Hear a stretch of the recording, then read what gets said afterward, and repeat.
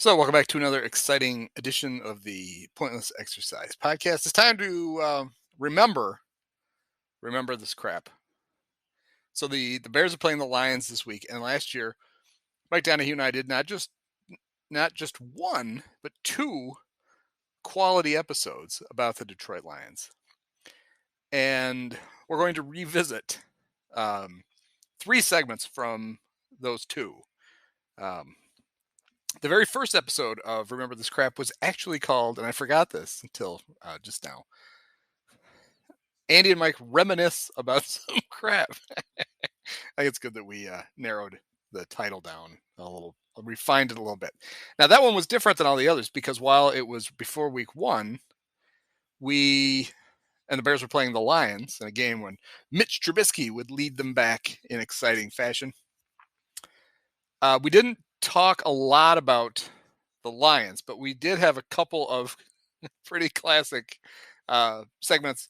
The first one was I told a story about the first football player I ever had put on a birthday cake, and we talked about the very first jersey we ever had, and those were pretty good. So we're going to start with that. So you're going to hear us talk about the first Bear quarterback we ever remember. And then I'll tell the story about the cake, and then you're going to hear about the first jersey that we ever owned as kids. Hope you enjoy it. Because it's the Bears opener on Sunday, we start by focusing on the Bears, and so we don't really know the best way to start these things. So I came up with a couple of questions. So the first question is, and you and I are almost exactly the same age, maybe a year apart, so we may have the same answer. Although I don't think we're gonna. Who's the first Bear quarterback you actually remember? I actually am going to have to go with Vince Evans. Oh, good. Okay. That's not yours? No, that's not mine. Okay. So just to extrapolate, the first season that I have a conscious memory of like following the Bears, same with the Cubs, is 1979. And I think it's fitting. They actually made the playoffs that year, and it was a rare thing because it was only their second appearance in '63. They had Payton, and it was easy to get hooked on Payton. They pretty much always played on Sundays because even in spite of Payton, they really weren't that good. But in '79, they got off to a good start. But what makes it fitting that my choice is from that team is because that playoff team actually had three quarterbacks that season that gained, that had significant snaps. And I'm going to take a guess, Andy, that your first quarterback would be one of the other two. That's exactly right. I thought for the longest time that the first one I remembered was Mike Phipps. But I'm positive it was Bob Avellini. And I think it was Avellini, probably not from that season, but from later, because he kept resurfacing. He played as late as September of '84, and that was a good team by then. Ditka's third year. But yeah, he was, and he had been there since '75. He was part of the new regime. Then Jim Finks was hired in '75. He drafted Payton. He got Avellini. I know those two. Bob Thomas, I think, was '75. He was kind of there forever before you were a fan, and and just continued. So good call. But I do maybe it's from. I'm positive it's Avellini. Maybe it's from earlier than I think, because obviously I do remember Vince Evans. I remember thinking Vince was cool. He was. I was a kid, and he looked cool, and he seemed big and fast for a quarterback. Like this is what a quarterback I look like. Of course, it's not. Thankfully, what a quarterback is supposed to play like. But what I remember about it was, so I thought Vince Evans was cool, and obviously I thought Walter Payton was cool. And I grew up in this little farm town in northern Illinois, and for I want to say my 7th or 8th birthday, Mom asked me what I wanted on my cake. Because there was a lady who lived in the town who made really good cakes, and she would try to decorate it however you want. And so I said I wanted Walter Payton on my cake. Like number 34 or his jersey or what? No, I wanted like Walter Payton. Personified. Yes, okay. I wanted to see sweetness right there on the cake. So fitting. Mom calls the lady and says, "We need to get a cake for Andy's birthday, and he wants to put one of the Bears on it." She's like, "Oh yeah, I've done football players. That's not a big deal." And he's like, "Okay." He wants Walter Payton. She's like, okay, Walter Payton. So she writes it down. And apparently, what she had done before was she had football players on cakes, but it tended to be for like graduation or whatever, and it was the kid. It was like Right. in his high school jersey. Right. So that prompted a call like a day later with her asking my mom, "Do you know Walter Payton's black?" Yes, yes. So that But this is a white chocolate cake. that's right. We always, well, I can't do that. Like, I don't want to know why you can't do it, but you're going to do it. And so she And did. that's And how you end up somewhere with I Bob. have a picture. And this is how you end up with Bob Avellini on your birthday cake in That's 1981. right. Like, no, so she refused to do it. She was like the gay wedding cakes. She refused to do it, and I got stuck with Bob Avellini, and I hated Bob Avellini ever since. My Bob Avellini memory was, and I'm probably this is why we have you, because you'll remember this. I don't remember it exactly. I think this is a story that's just been told to me. I don't think I actually remember it, but Bears were playing in Seattle, and whatever Bob Avellini did was bad. I'm sure he either fumbled or threw an interception, and the Bears were going to lose. And I threw a tantrum and stormed out of the room, to which my dad said to my brother, who's 8 years older than me, he's like, Andrew really takes this personally.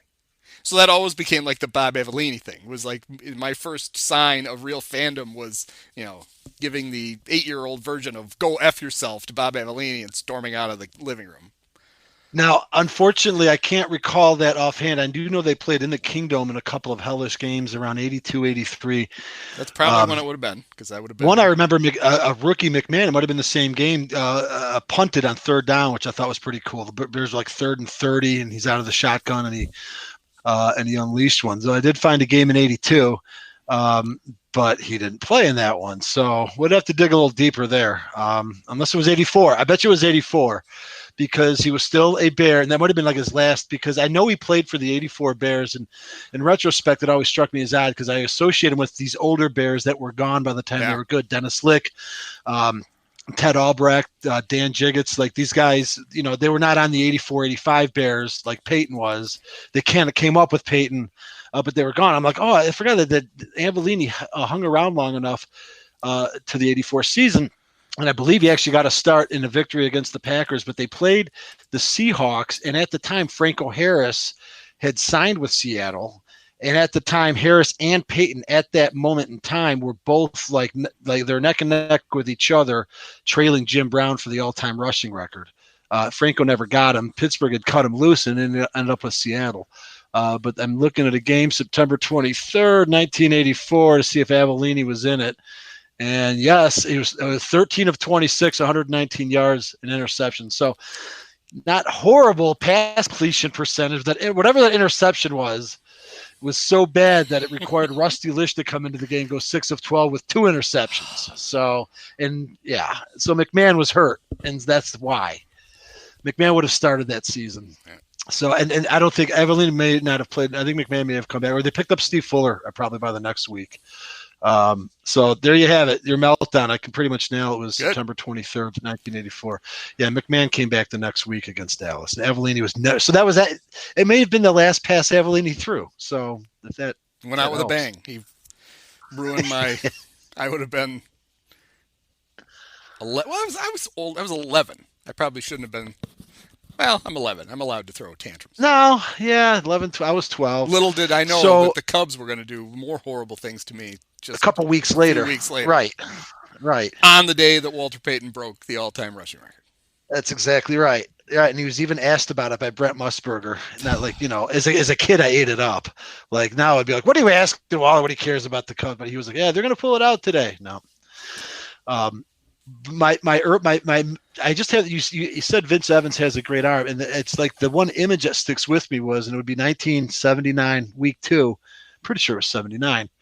But yeah, Evans threw an 80-yard touchdown against the Vikings. And, the Vikings for you and me, Andy, have generally sort of been, if anything, maybe a little bit of a nuisance, but really not a whole lot of consequence. But for people like, I'm sure your older brother, if he's 8 years older, and certainly mine, like they were definitely a feared presence in the 70s within the division. They used to beat the crap out of the Bears all the time. So it was kind of a thrilling thing when rookie Vince Evans got into a game. And I don't know how Avellini must have gotten hurt.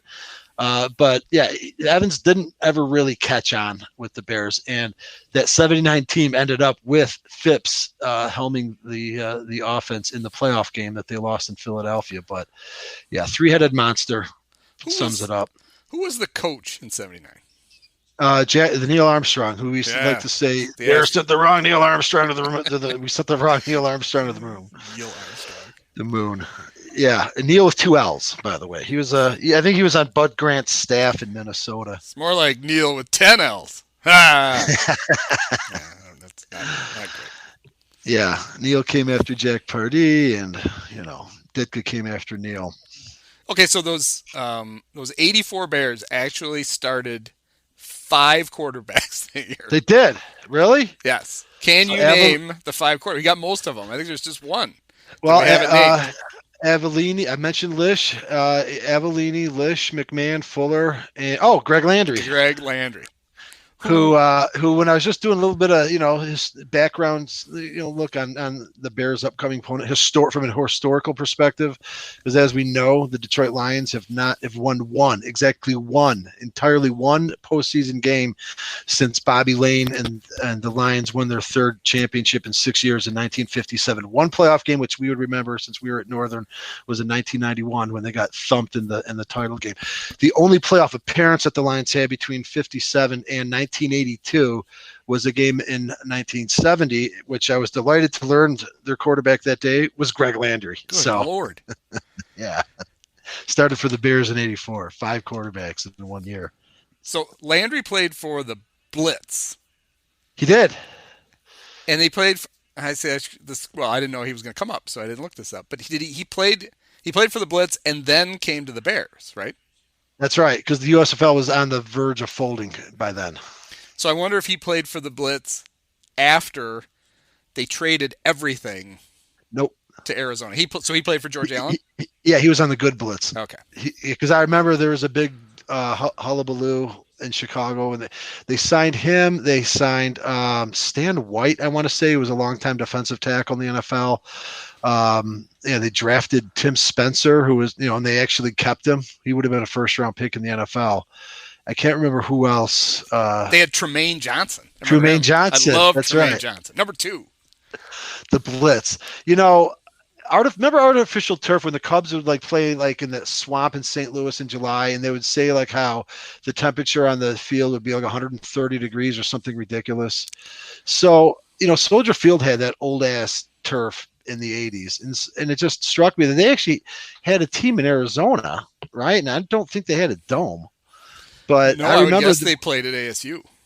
One game got and that season was what? It was March to June. It wasn't the middle of summer.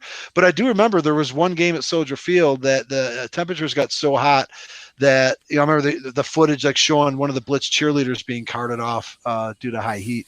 Thinking, what a miserable thing to be having to play football on artificial turf in 120 degrees. Well, when the Cardinals moved out to Phoenix and played at Frank Kush Stadium at ASU, they couldn't play.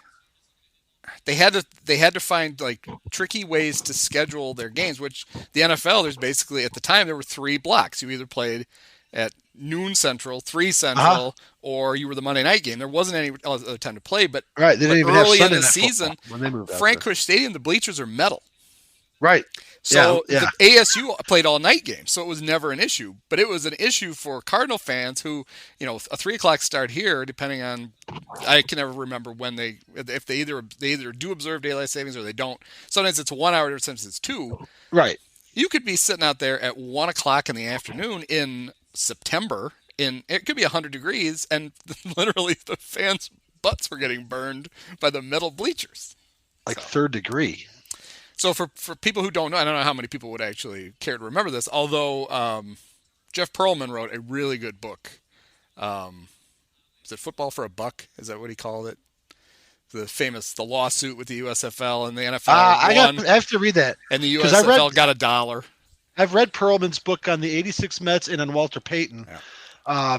Pretty exhaustively researched. So I want to read that, especially, not that I need any further convincing, wouldn't ask Donald Trump is, Yes. Oh but yeah, and I believe he had a yes. central role. There's a In, great. Sometimes you find it on Twitter. There's a great. Um, so John Bassett owned the Tampa Bay Bandits, okay. and his daughter was Carling Bassett, the tennis player. Wait, you're going over the plot of First and Ten, the HBO miniseries from the 1980s. I'm sorry. In the book, and then sometimes you'll find it on Twitter because Perlman posted it. He wrote a great letter to Donald Trump, which he kept a copy of, and so you could see what he wrote. And as Trump was basically ruining the USFL, and so you should go find the letter that he wrote him. It's really good. So anyway, Yeah. one of the things Perlman talks about in the book was the infamous. This is how well this league was run. There were the Arizona Wranglers and the Chicago Blitz, Uh and the owner of the Blitz wanted to go to Arizona. I forget how that part worked. huh. Anyway, they traded franchises. Uh huh. They traded everything except the uniforms and the logos. And George Allen was the coach of the Blitz. Yes, he And when was. the Wranglers moved to Chicago to become the Blitz, they realized George had taken everything. Like he took the furniture out of the practice thing. He took the chalkboards off the walls. He took everything to Arizona. So they got there. They left that kind of stuff.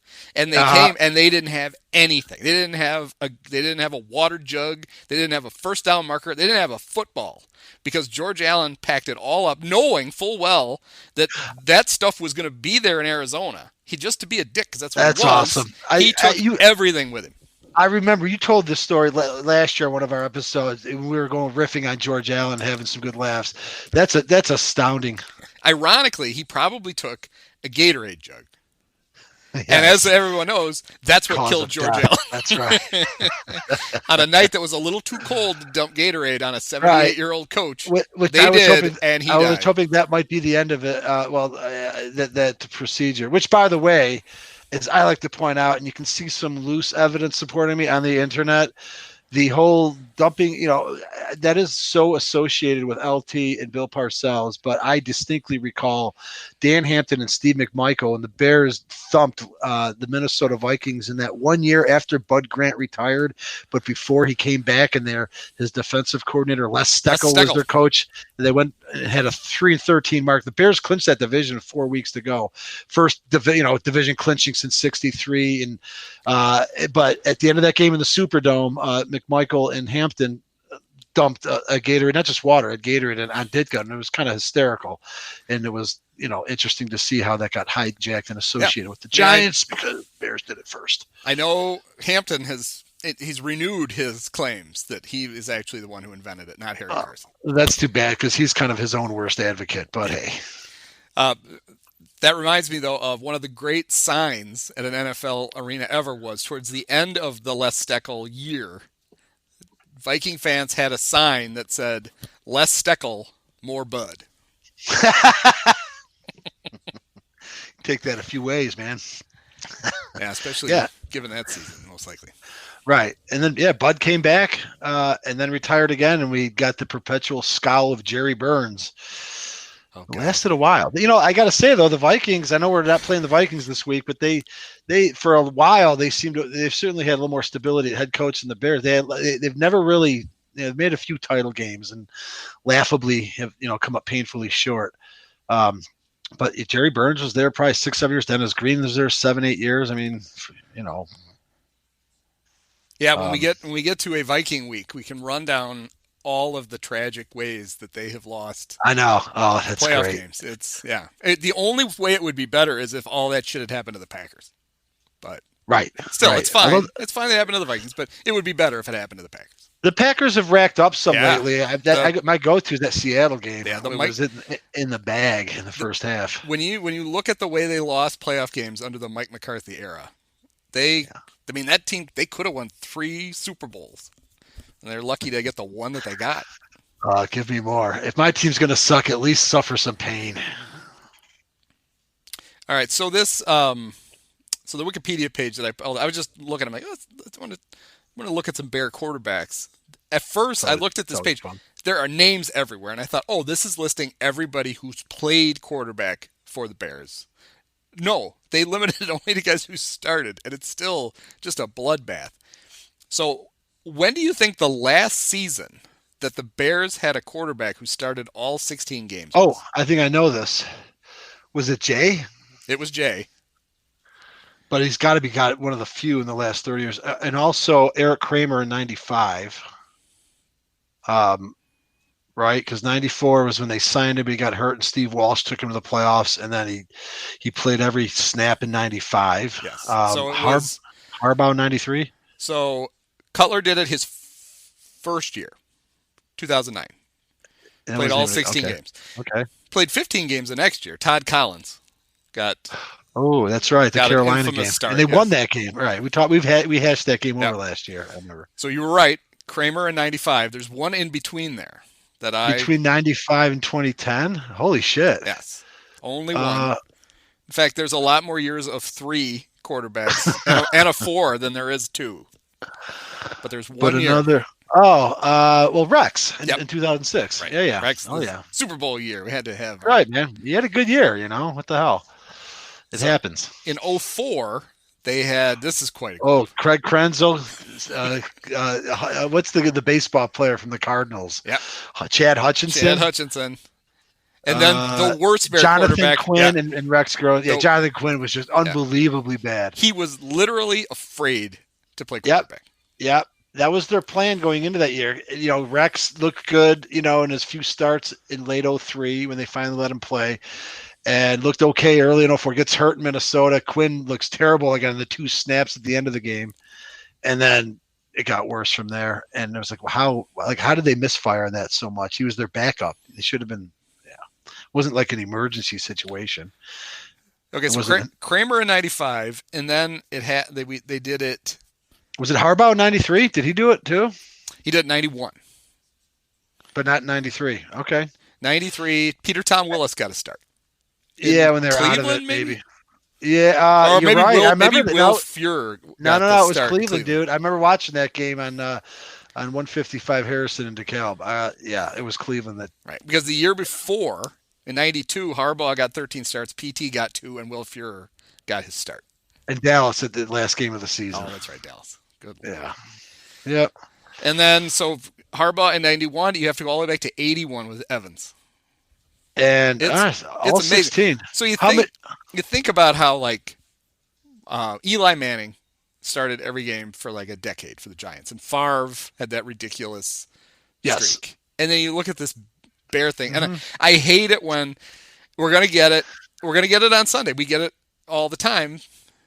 We're gonna see because there was a quarterback controversy. We're gonna get the stupid chart with all the names. Okay. Well, at least it's not a new quarterback, because then they would just say, "Here's the McDonald's sign that flips." I mean, 60 billion, at least our quarterback pass is incomplete. Bears quarterbacks. But yeah, I mean, it's just Steve Stenstrom got 7 starts in 1998. Yeah. Moses Moreno got a start in 98. Yeah. He got the Wolf Fuhrer start of that Dave season. Craig and his tiny hands in 96. Yeah, I remember that season. And they still would have made the playoffs had Jim Flanagan caught the goddamn pass in Denver, by the way. Yeah. Not to besmirch the great Dave Wanstead. But throwing a pass to a defensive tackle. Right. Maybe actually throw the ball to an offensive player. I don't know. It's crazy. Because you got him lined up at tight end. So it's not like you're actually hiding him. He's eligible, and they know it. There's no sneak there. But he was open. Flanagan did drop it, but yes, it's still, your point stands. It wasn't like they defended it. So what was that then? So it was all no Bears quarterback has done it more than once in our lifetime, right? It's all unique cases. Started every single game. Cutler only did it once. Harbaugh did it in 91. Grossman did it. Vince Evans, and that's it, right? 4 in 40 years. Well, no, but we wouldn't have remembered these. Bobby Douglas in 72. Yeah, no, but in the last 40 in our lifetime. But yeah, okay, Douglas is the next one before Evans. Actually, we can do the proviso. Once they went to 16 games, which it's would be only been 78. Okay, 1978. Yeah. Then it's only been Evans, Harbaugh, Kramer, Grossman, Cutler. Okay. Oh, Mitch almost did it last year, except for the landing on his shoulder, because he started 15 games and he started 14 the year before. And the year before, he started quite a few. Yeah. Yes, he has started 29 of the last. Oh, even more than that, because whenever he took over for Glennon, he's probably started 41 of the last 44 games. Well, he's getting up there. I mean, Cutler. It didn't take Cutler long. He just had to stay healthy because he was elite enough statistically to put up numbers. But it didn't really take him long to become the all-time Bears record holder in all kinds of categories. Like that Luckman record was just low-hanging fruit in the 21st century. Well, how many times do you think Sid Luckman started every game? 5, 6, 7, exactly. Yeah, Once. right. What? He did it once. But they did this weird. Did it once? Well, actually, I know why. Because they had multiple. So that's not fair. Because in the T, like they have, when they get back to his years, it says Sid Luckman / Bernie Masterson. Okay. Sid Luckman / Charlie O'Rourke. So they were basically, they probably just listed them at like semantics. Back. And then he was the one taking all the stamps. But yeah, I'm looking at there is a so yeah, he only technically did it twice, but then okay. after the war, apparently Sid was off injured because he's literally splitting time with like Mike Jormaluk. He's got 3 starts. Okay, whoever that is. And then his last year, he split time with Johnny Lujack and George Blanda. And did he not also split time with Bobby Lane, or I thought he may have? Yes. So yeah, George Blanda. 1948. Okay. As my dad will point out, George Blanda, pretty good linebacker, terrible quarterback. It was used it as his indictment of the AFL when Blanda came in and threw like 80 touchdown passes. And a kicker or punter. He ended up having an extraordinary career. There's a Happy Days episode, which of course Happy Days is a show that was filmed in the 70s but portrays the 50s. And the joke in the 70s was they're watching the TV and the reference is made to Blanda and it's taking place in the 50s. And of course, something along the lines of Mr. Cunningham saying, Blanda, he's still playing. But yeah, I mean, Blanda played from 48 to 74, I think. Happy Days was not big on the continuity. They literally forgot one of the kids. Oh, yeah, Chuck. And in the finale, Chuck is never mentioned. I mean, Chuck was dribbling a basketball through the first whole season upstairs. Yeah. And then when Mrs. C talks about her kids at the end, she only mentions Richie and Joni. So what did Chuck do, man? I know, That's harsh. She wrote him out of the family. Yeah. Okay. Who was the first Bear jersey that you owned? Okay, I'll take this one because I have to hear yours.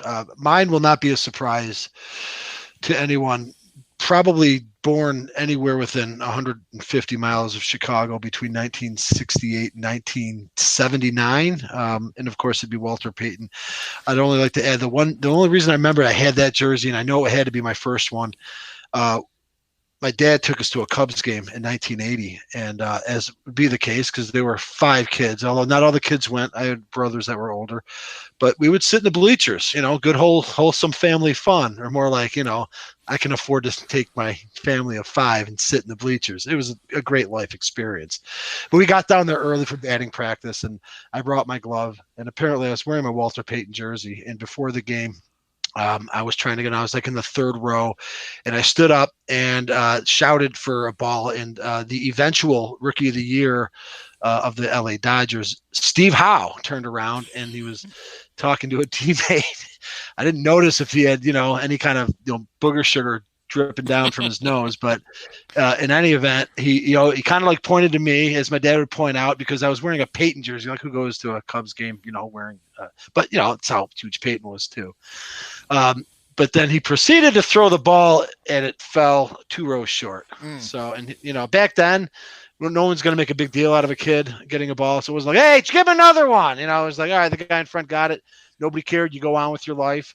I'm more mad at Steve Howe than the guy that took it, because again, I don't think the ethic back then was it mattered, that a kid didn't get it. But it was the fact that I was wearing a Walter Payton jersey that I think kind of got Steve Howe's attention. So that's my anecdote to go with what would otherwise be an obvious answer, right, Andy? You would think so. I don't know why But my first jersey that I ever got, this is ridiculous, was Roland Harper. You know, Roland got 991 yards, I want to say, the year. They almost had 2 running backs with 1,000 yards. Like, I'm sorry, we're out of 34, Yes, miss. we got, You have 35. We got a 35. So there was the Sporting Good store in one of the malls in Rockford, and I asked for a Bears jersey, probably for my birthday, because it's December. Yep. And so Mom was going to town, and Dad's like, hey, get him a jersey and put his name on it.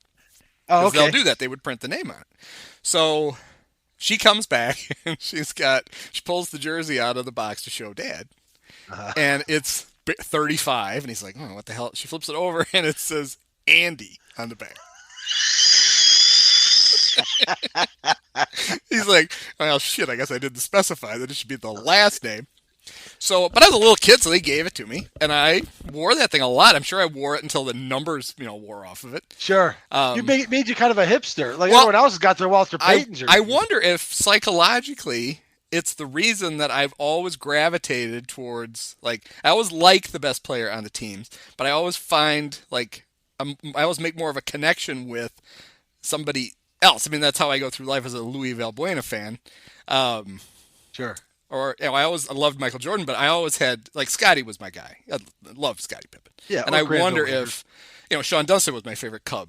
Right. Most of my life. I gotcha. So maybe that's why. But yeah, I got the and it was probably the same kind of jersey you had. It was like double nylon, and it was long. It had, like, the thing went down almost Longish. like a baseball. It wasn't right.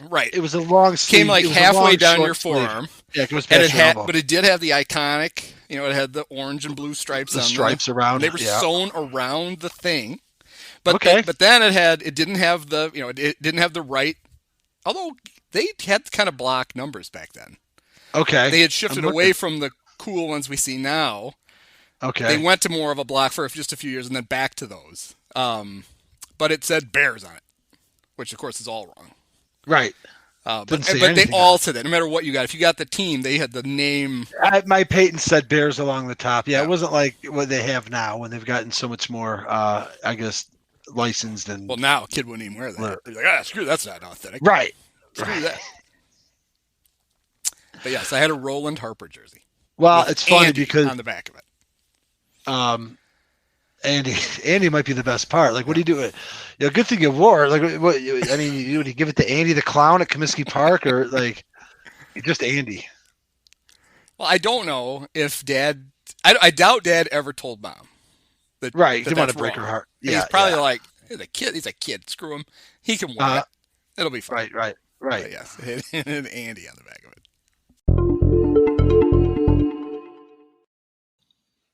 Okay, so for this next segment, this is actually from the second Lions podcast we did last year.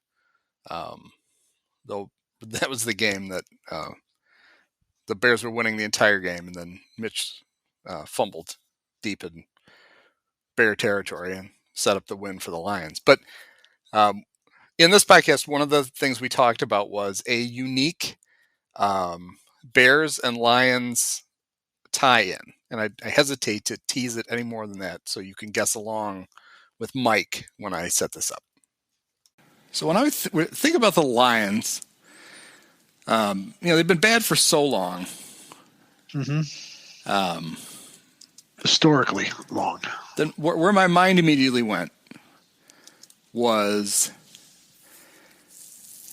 one thing they have in common with the Bears is that they have, although they actually topped the Bears. In playoff appearances in the last 10 years? No, it's even better. If Calvin Johnson gets elected to the Hall of Fame this year in his first year of eligibility, the Bears and the Lions will have four of the, I got to count on the podcast again. 1, 2, 5. 4 of the 6 youngest Hall of Famers ever. Okay, like the year that they were inducted? Their age when they were inducted. Gale Sayers? Gale Sayers is the youngest. 34 years old when he got inducted. Willie Gallimore did not he got his number retired, number 28. But I'm sure he's not in the Hall of Fame. So he died in a car crash after the 63 championship. Bears and Lions. So Calvin Johnson would be one of the four? He'll be one of the six youngest, and the Bears and Lions will have four of them. Four. So Johnson did. Oh, Sanders, right? He retired early. Barry Sanders, 36 years old, tied for the third youngest. Okay, and the other one I would not have known, which is the other Bear. Wow. Holy cripes. Would it be Doug Atkins? I would not. He played with Doug. He did? Yes. So 63 Bear? Played with after that. Okay. Well, it's not Doug Buffone. No, it's not. Not a Hall of Famer. It's not Ed O'Bradovich. Is it Butkus? It is Dick Butkus. Yeah, because his career was also truncated because of knee injuries. So the thing the Bears have going for them is that their two youngest Hall of Famers ever inducted is because of injury. The Lions, too, is they got to 30 and went, fuck it. I do not want to play for this team anymore. I don't see any promise ahead. It's just not worth it. Butkus, they had to drag off the field with you could hear his bones rubbing together. Sayers played an entire last season, basically running like a fullback just to prove that he could still play. These guys were fit. Barry and Calvin are both prime. See ya. We're done. Oh, man. You guys suck and you're not getting better, and we're going home. That sums it up. So out of curiosity, who are the other two in the top six? The other two are Jim Brown. Okay, yeah. He's the second youngest. He was 35 when he got inducted. And Sayers is the youngest. Yes. And then the other guy is a guy we talked about. I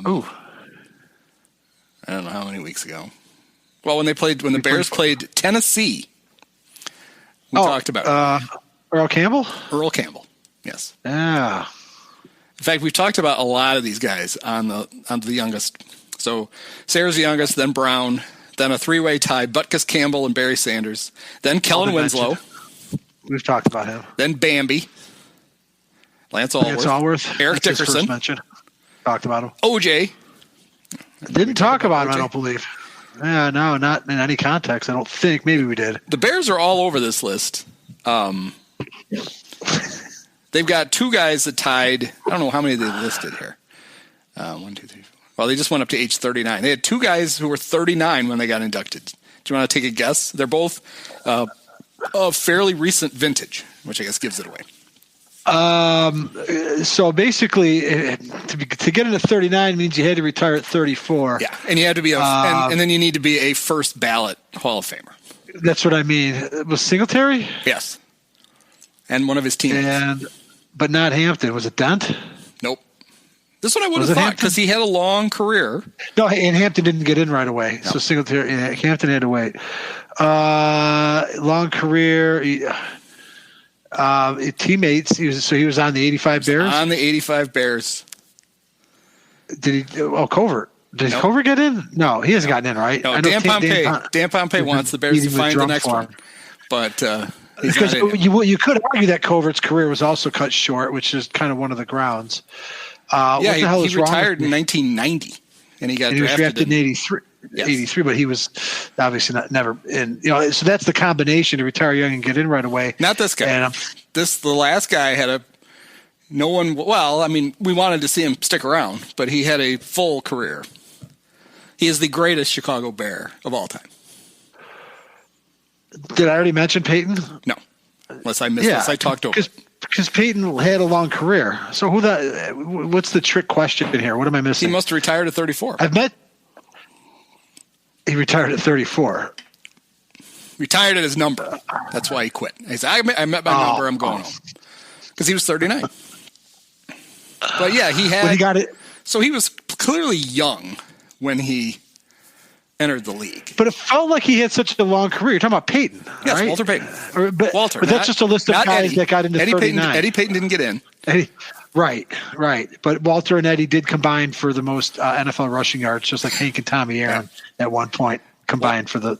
Walter was 21 when he broke in 1975 and played until 1987, retired at 34. 33. Okay. He retired at 33. Yeah, but he had a long career. Well, or it's not that he had a long career. I think it's the fact that he missed so few games. He played a lot of games. Yes. That was still probably a longer than average career. I mean, Campbell had come and gone by that. Peyton was still playing. So it was a little bit of a 13 seasons as the lead ball carrier. So he got hit a lot. Never got hurt. And it feels like he played forever.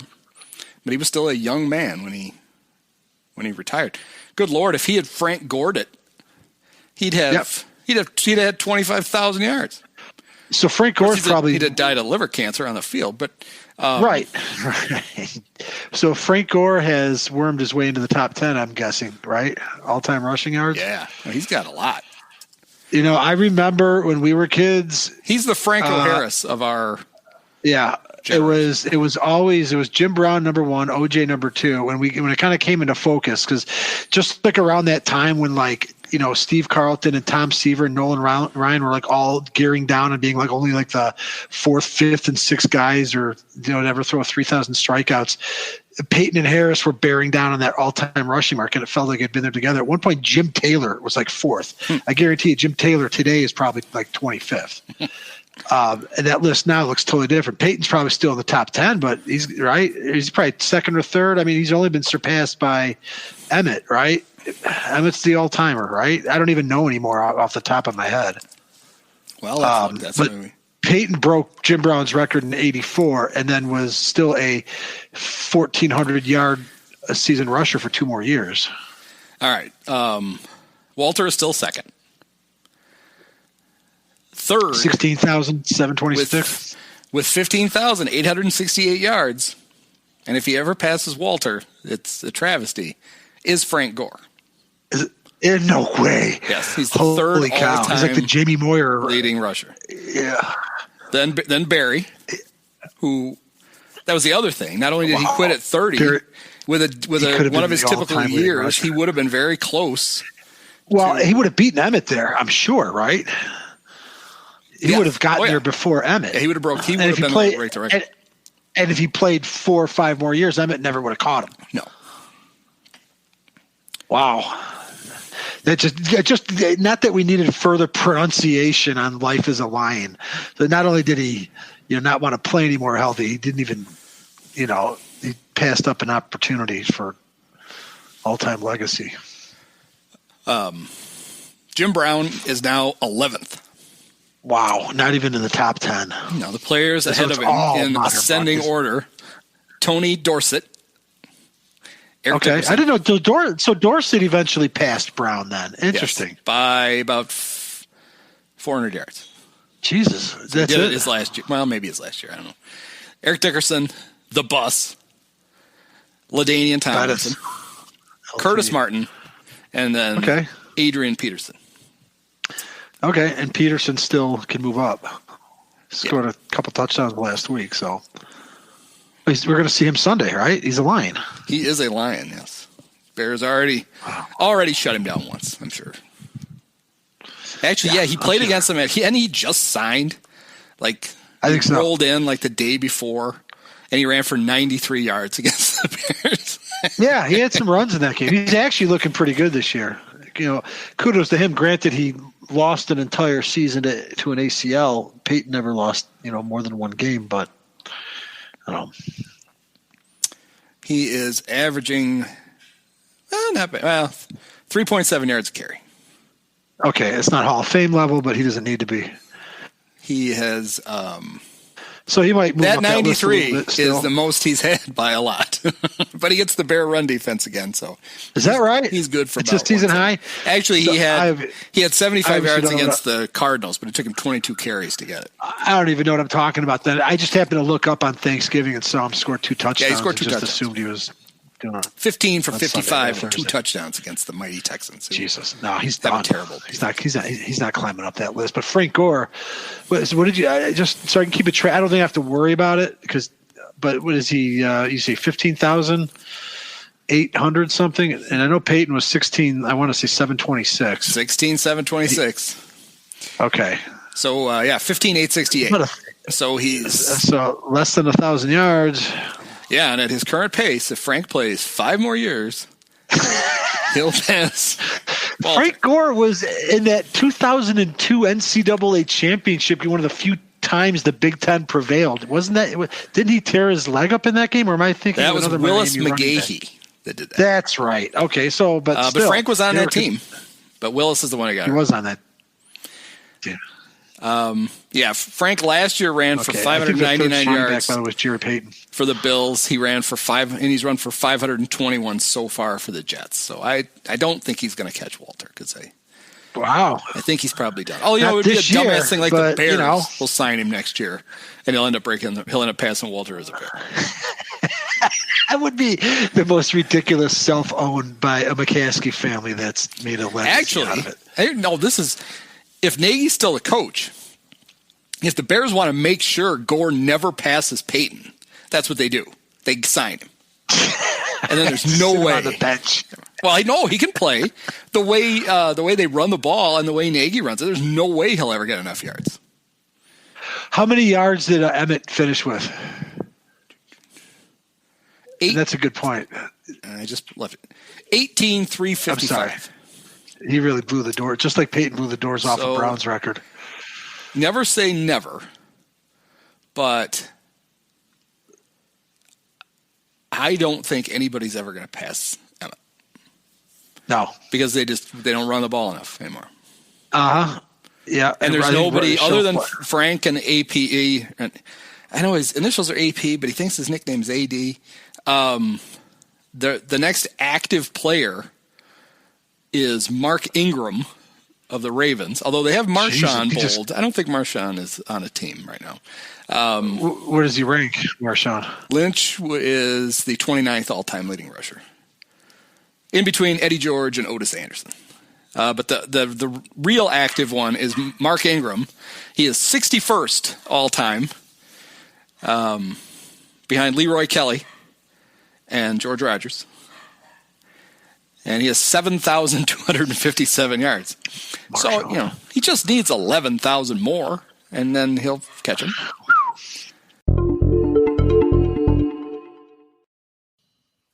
Okay, so this final segment is one of my favorites. We decided to review former Lions general manager Matt Millen's first-round draft picks. It's an illustrious group. And we end up on tangents where we also end up making fun of Bear number 1 draft picks, but the Lions ones it's pretty uniquely bad. So the other thing I thought would be fun, because I was thinking about the Lions and thinking about the Bears' lot in life, stuck with Ryan Pace and Matt Nagy. Mm-hmm. I thought it'd be fun to look at the first-round draft picks of the greatest general manager in Detroit Lions history, Matt Millen. I just want, before you get started, I'm no expert. I'm really a dumbass. So, but I remember the day the Lions hired Matt Millen, and the Bears themselves are sort of in that late Wannstedt, early Geron malaise. And so we didn't really have that much to get excited about, but still, I remember the day he got hired, and he was like John Madden light, right? He was the personality in the broadcast booth, one of the top guys. I knew he was a dumbass. Yeah. And when he got hired, I just remember thinking that, okay, if the Bears can kind of get their shit straight, that's one team they're not going to have to worry about for the next 4 or 5 years. And even then, I did not think how beyond accurate my prediction would be, because they were actually probably even more laughable with Millen. So carry on. So he was there for 8 drafts. Didn't he draft a wide receiver like 9 years in a row in the first round? Half of his first round picks are wide receivers. Objectively, he had one excellent pick, 1 good pick, and 6 god awful. Holy shit! How did you do it? Yeah. His one good pick was his first pick. The Penn State man took an offensive tackle from Michigan named Jeff Backus. Oh, yeah, he had a good career. Yeah, Backus played 12 years, played 186 games in a row. He wasn't great, but he was good. He was a dependable tackle, and those are actually worth it. And he was the 18th pick in the draft, so that's an excellent pick. Yeah. All right. So he's off to a great start. Good start. Then, 2002, it's time to get your quarterback. So, Joey Harrington. Joey Harrington. The great Joey Harrington. Mr. Pianist. He was a pianist, all right. And then I know that 03 was it was a Michigan State pick, moment of silence for Charles Rogers, right? Is that his top pick in 03?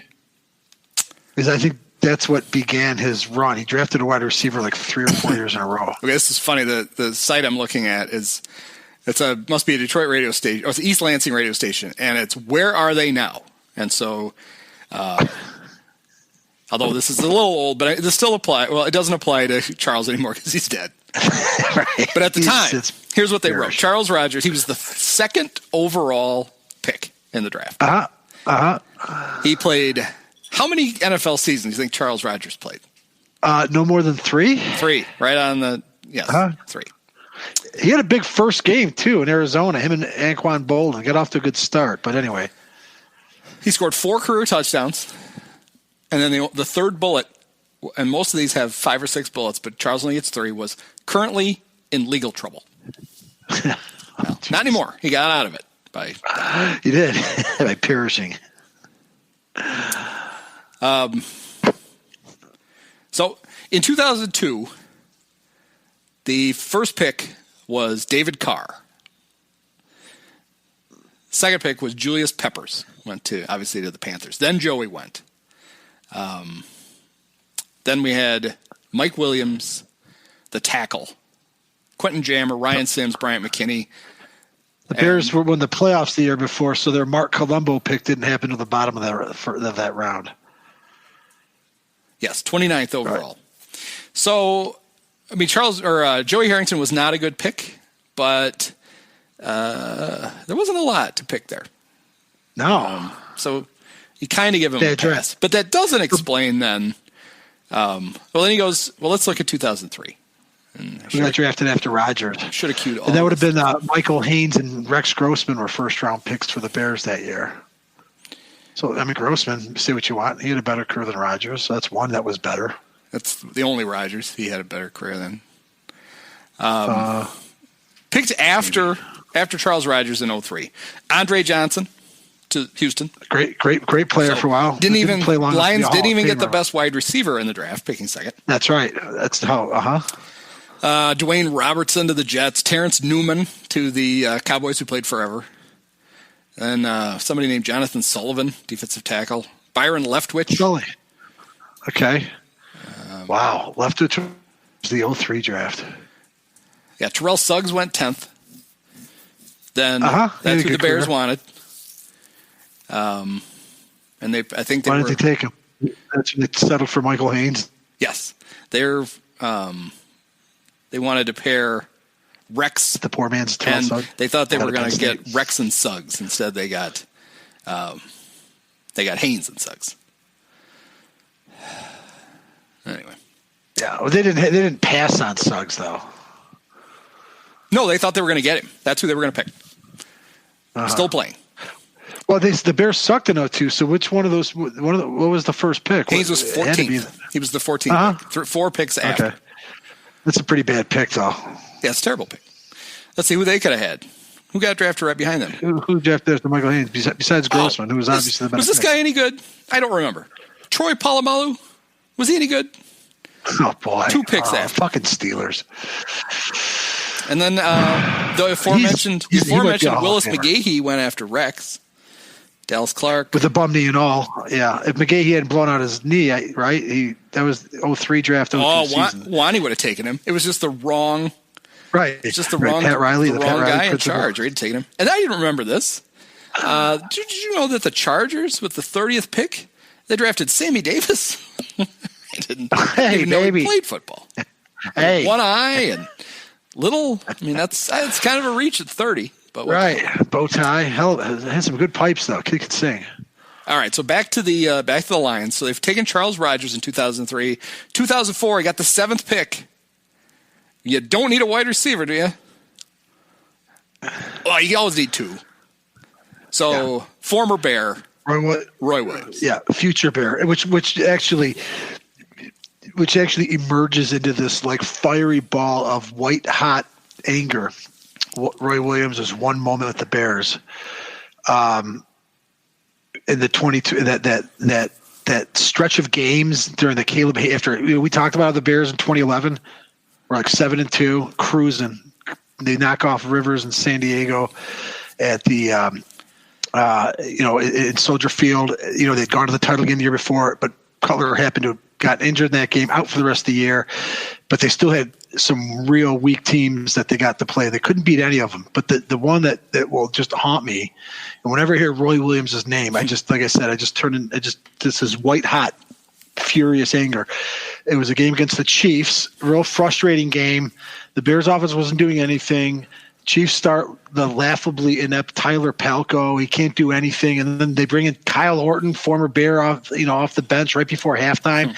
And Orton proceeds to throw a pass and hit his hand on somebody's helmet and have to come right back out of the game. But somehow the Chiefs get a Hail Mary right before halftime. And the Bears just can't get out of their own way on offense. But they finally, in the third quarter, it's still a close game. It's just a real crappy game. Bears were the Super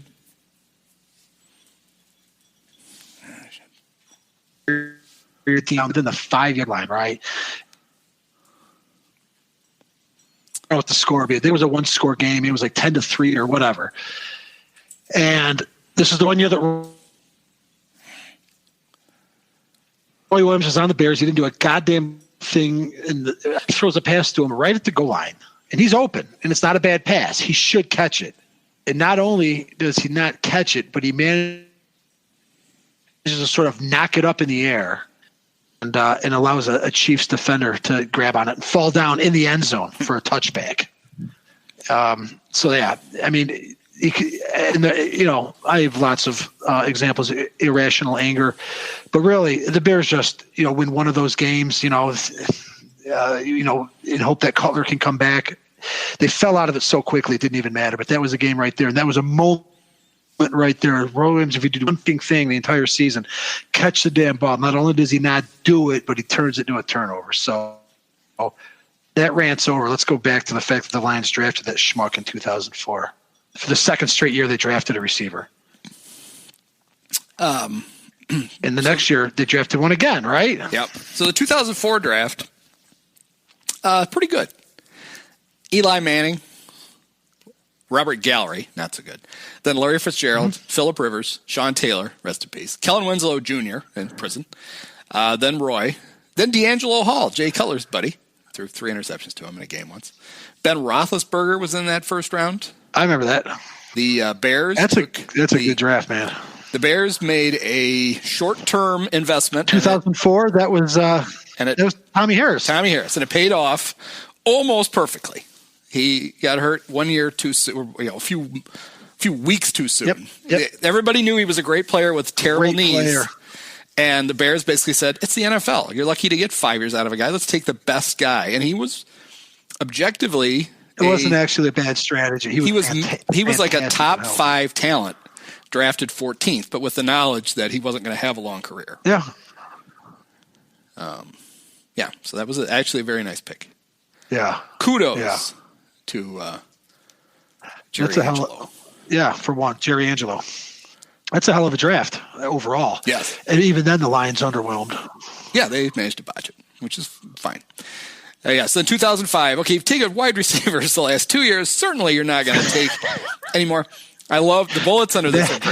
So they drafted Mike Williams, the tight end sized wide receiver from USC. 10th overall. The bullets under this are 2 years with the Lions, 5 career NFL touchdowns, and then the third bullet, released from the Toronto Argonauts in 2013. He had a pretty long career up there. Well, I hardly remember Mike Williams. I don't know that he actually. I knew it was I know, but at one point I knew that because I knew they drafted a wide receiver in the first 3 years. Obviously, I wouldn't be able to name them all because I'd forgotten that Mike. Wow. And so, was Millen still the GM for the next draft before? Yes. Oh yeah. He keeps going here for a while. So that draft, that was Alex Smith, number 1. Then some slappy went 24th to the Packers that year. I don't even remember who it was. We're talking the 2005.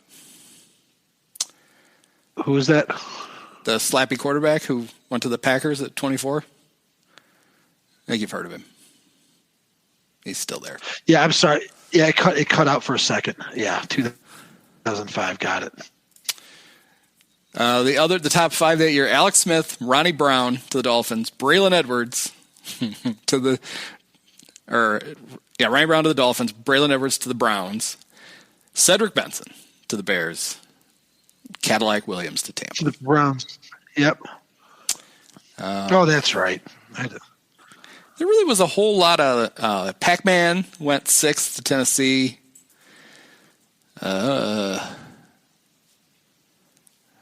So then it gets better, of course, for the Lions. It gets better right after. The best part of the draft is right after Mike Williams. Dallas took DeMarcus Ware. The Chargers took Sean Merriman. Whose last college game was against...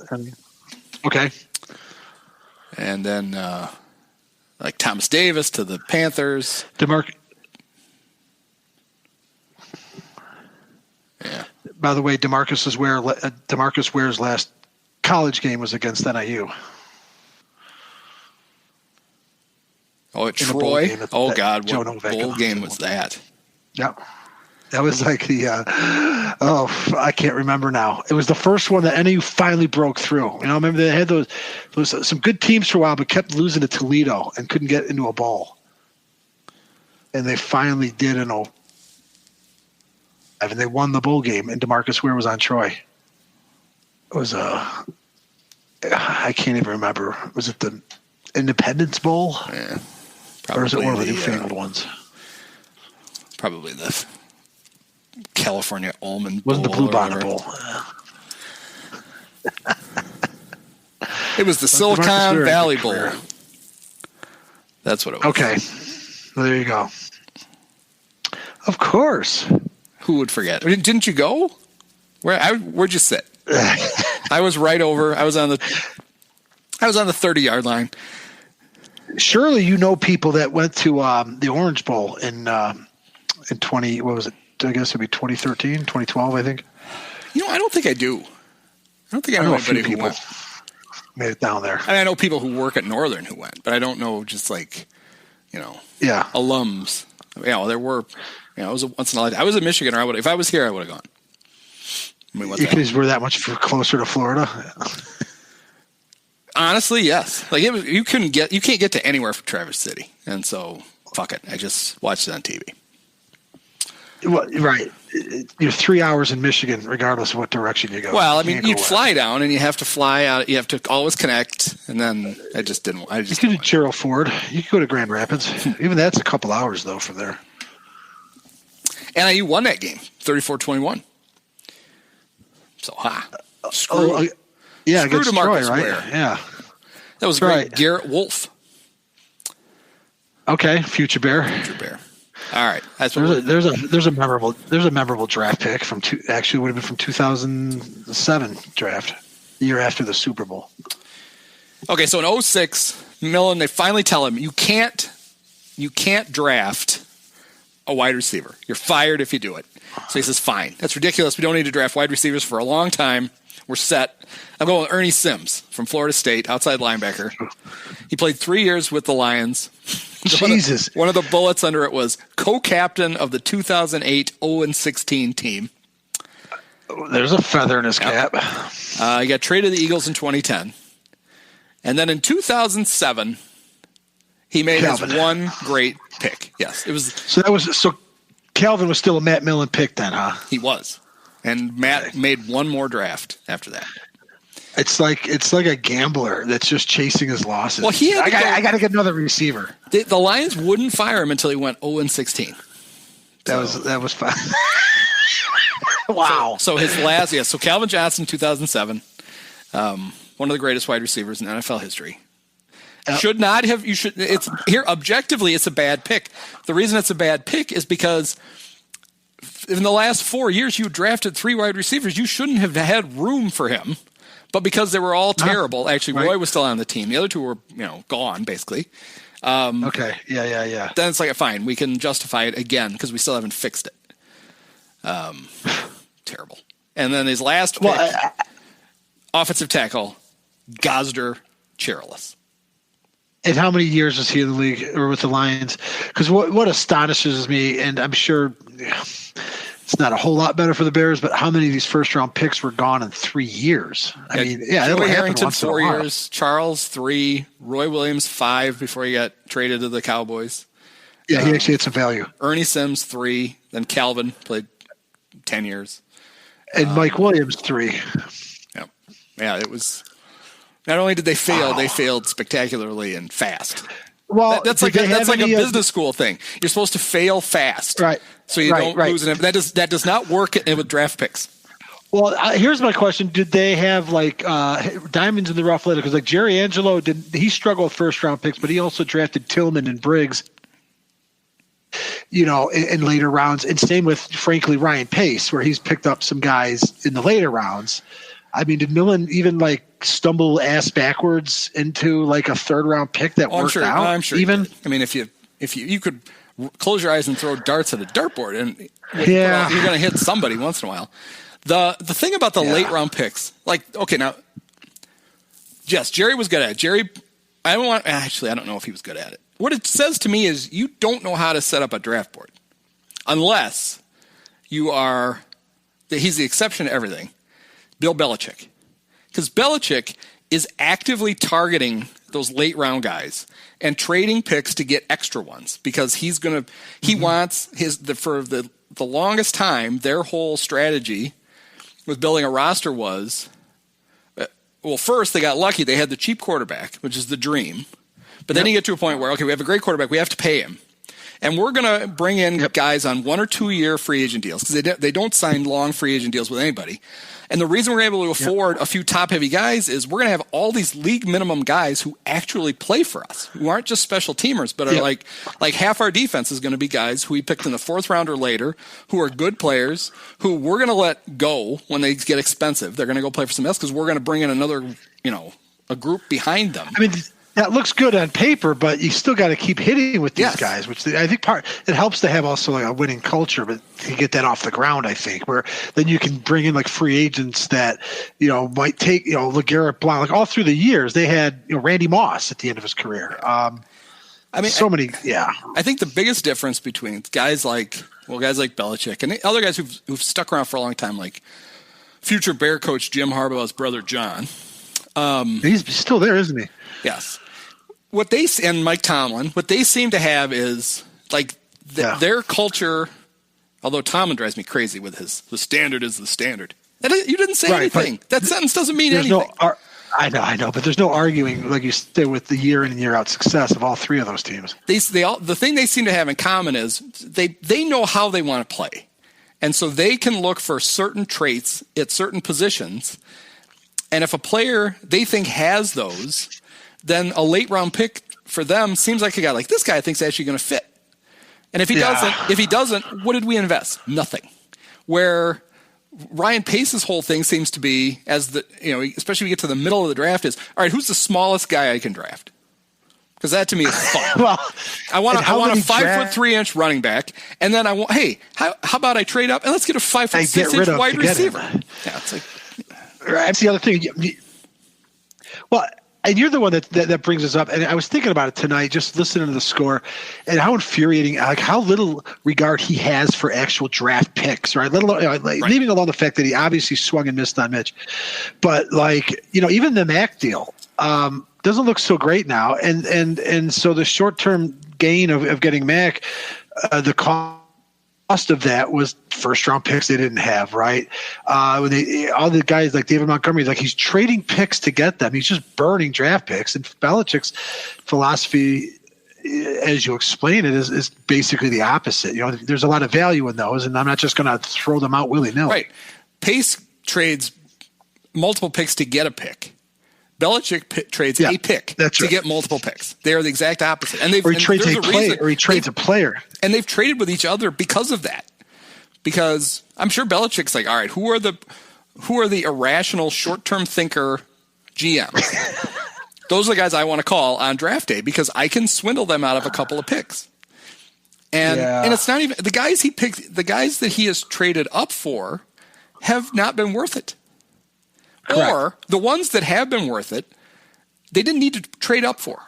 Like to me, it's the height of ridiculousness that they traded an extra pick for the chance to draft David Montgomery in the third round. Mm-hmm. I mean, that is the epitome of a fungible replacement level running back. He's fine. He really is. And having watched him for 2 years, yeah. But how could you sit there and go, oh my God, if David Montgomery doesn't fall to us, I'm going to die. The dumbest trade in NFL history was him trading from 3 to 2 to get Mitch in a draft that had even if you were deluded enough to think Mitch was good, then you thought there were 3 good quarterbacks.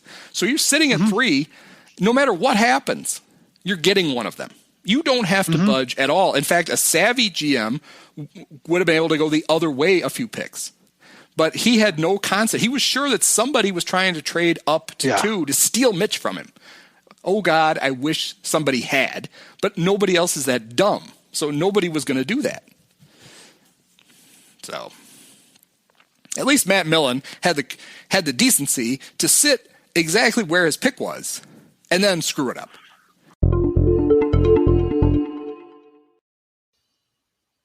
All right, so that was pretty good. And I saved a couple of classic Lions segments for when they revisit the rivalry later in the season.